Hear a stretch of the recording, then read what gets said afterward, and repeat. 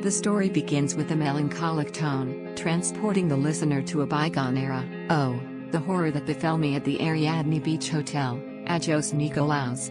It's a tale of unfulfilled promises, of shattered dreams, of an experience that left me feeling like a delicate, fallen petal, crushed by the weight of disappointment. As I stepped into the hotel's grand lobby, I was immediately struck by the austere atmosphere. The receptionist's cold, unyielding gaze was a harbinger of the Ostolnuyachos text to Steinbeck's The Winter of Our Discontent, a sense of discontent that would permeate every waking moment of my stay. Imagine, if you will, a hotel that touts itself as a 4-star oasis, yet delivers an experience so woefully inadequate, it's as if they're trying to torture their guests with ineptitude. The room, a dingy, cramped affair with furniture that seemed to have been salvaged from a bygone era, was an affront to the very concept of hospitality. The bed, a lumpy, creaking monstrosity, was an insult to the notion of a restful night's sleep. But, alas, the true tragedy was the service. Oh, the service. It was as if the staff had been trained in the art of indifference, their very presence a stark reminder that I, the paying customer, was nothing more than an afterthought. The bartender, a surly, unfriendly soul, seemed put upon when I dared to request a simple drink. The wait, an eternity, was punctuated by a series of awkward, staccato interactions that left me feeling like a supplicant begging for scraps. And the food, oh, the food. A culinary abomination, a travesty of taste and texture that insulted my very palate. The gourmet meal, a laughable excuse for a culinary experience, was a mess of overcooked, underseasoned, and just plain unappetizing dishes that left me wondering if the chef had ever actually cooked before. It was as if they had taken all the leftover ingredients from the previous night's service and thrown them together in a sad, pathetic attempt at a meal. But, why, oh why, did I expect more? The hotel's very existence was a scam, a clever ruse designed to part unsuspecting travelers from their hard-earned cash. The manager, a slippery, oily character, seemed more interested in padding his pockets than providing a semblance of decent service.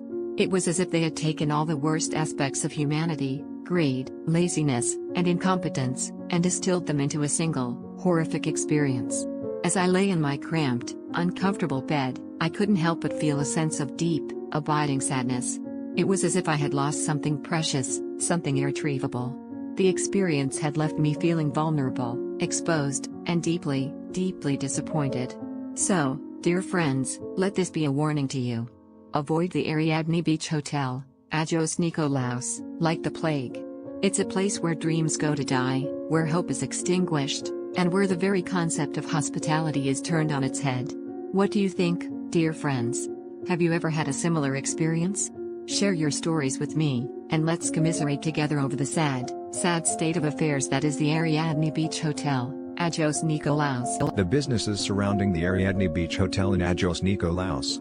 They leave a certain residue. A lingering feeling that something isn't quite right. It's not a dramatic, flashing red lights situation, but more like a pervasive gray cloud.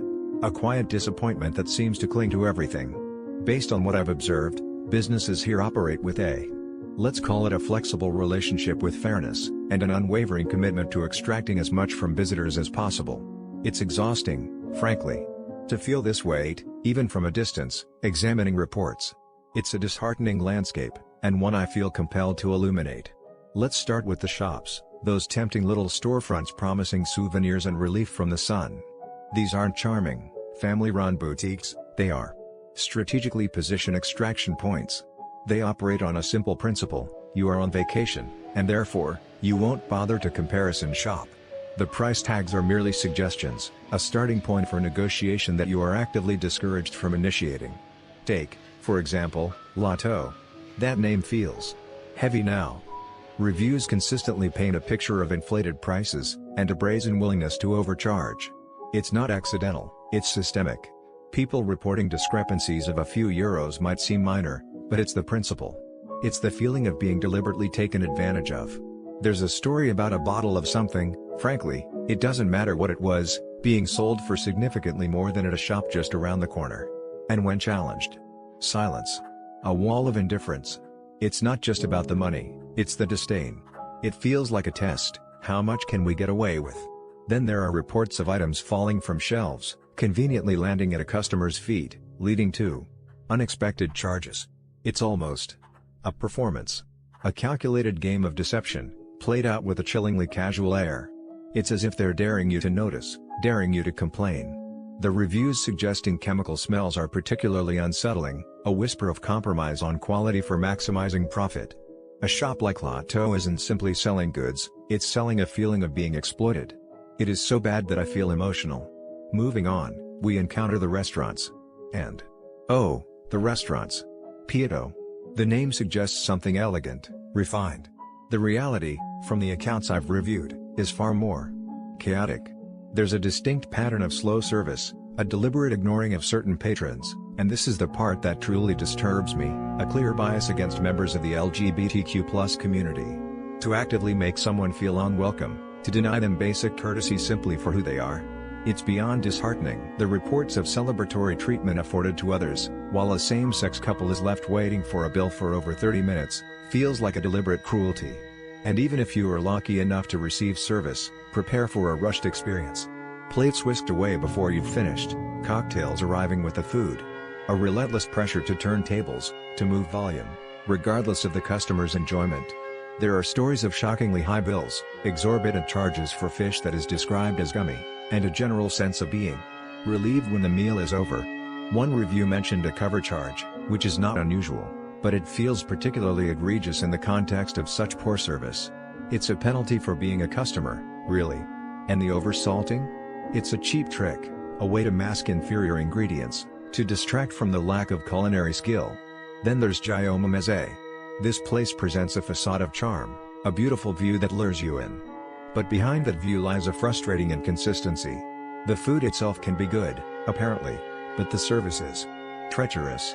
Complaints about hidden charges, fluctuating prices, and a general air of dishonesty are rampant. You order from one menu, receive a different bill. A simple request for tap water is met with resistance. It's a constant feeling of being watched, scrutinized for any opportunity to add to the cost. There's a story of a complimentary dessert never arriving, a small gesture of goodwill withheld, and the accusation of being ignored, of staff actively avoiding eye contact. It's dehumanizing.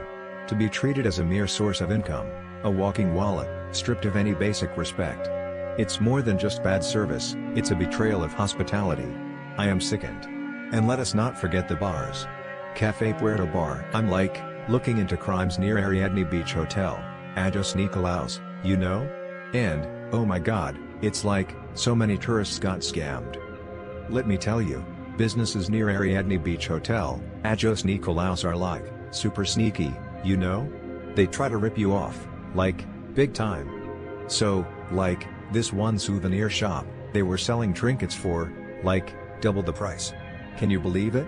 This British tourist was like, hey, I saw this same thing for half the price down the street. And the shopkeeper was all, oh, you're on holiday, don't worry about it. Like, excuse me? Who does that?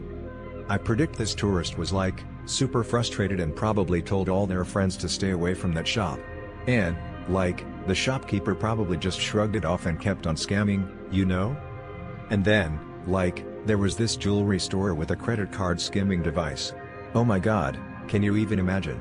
They stole people's credit card info and, like, drained their accounts. It's like, how could you do that to people?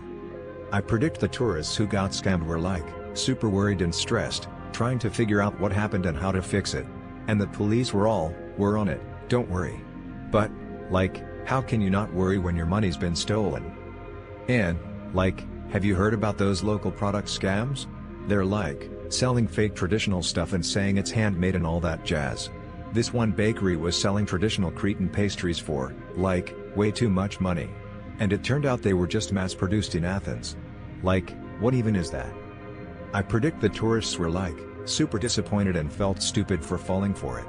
And the bakery owner was probably all, oh, I got caught, oh no. But, like, they should have thought of that before trying to scam people. And, like, this jewelry shop switch scam? They would show tourists a high-quality piece, quote a price, and then swap it with a fake one during packaging. Like, how low can you go? I predict the tourists were like, super angry and frustrated when they found out, and probably told everyone they knew to stay away from that shop. And the shop owner was probably all, oops, got caught. But, like, it's not an oops thing, it's a you're a scammer thing.